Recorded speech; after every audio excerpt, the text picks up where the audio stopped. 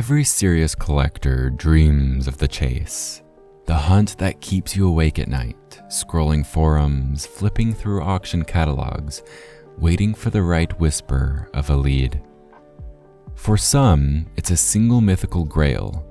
For others, it's an entire line from a beloved brand.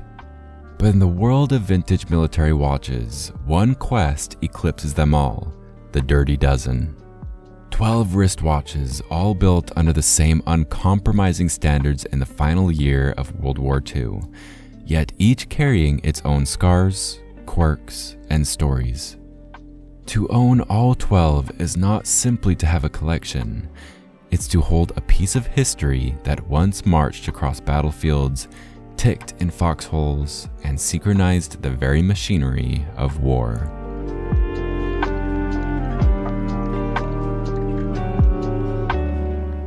In 1944, as the Allies prepared to push across Europe, the British Ministry of Defense faced a problem. Soldiers needed watches they could rely on.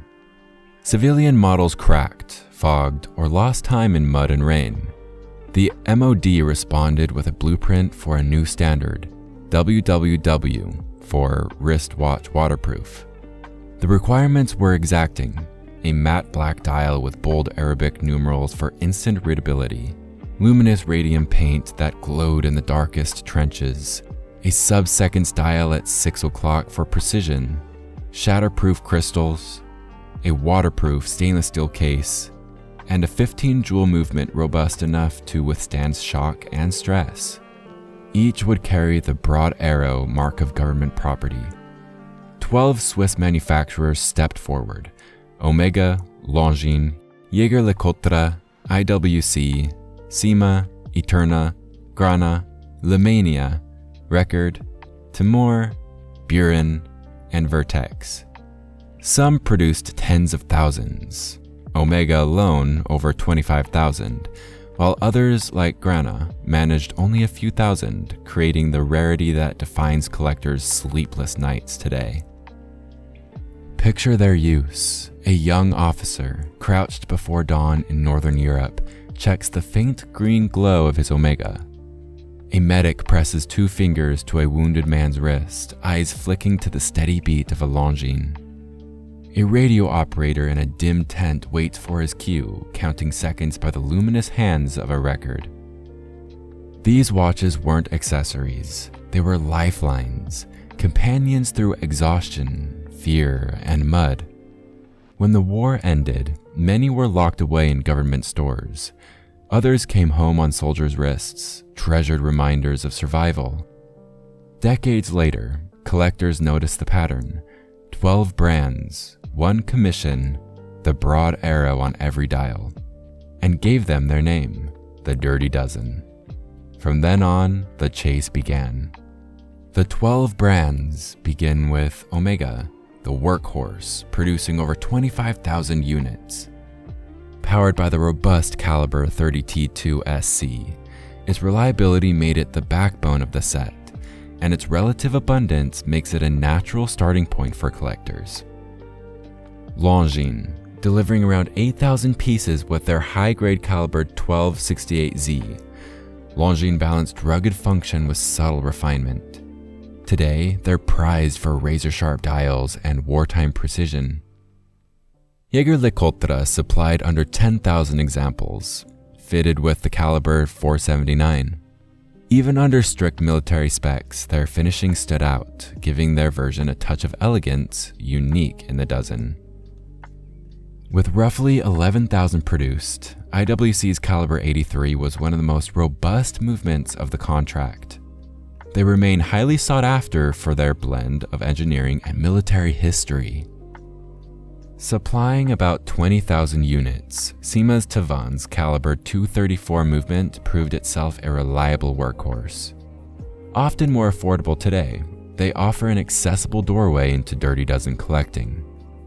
With perhaps 5,000 units, Eterna's caliber 520 was among the finest movements issued, earning them admiration for both scarcity and technical strength, understated but never overlooked. The unicorn of the set, Grana. With as few as 1,000 to 5,000 produced, its caliber 280 makes it the rarest and most coveted of all.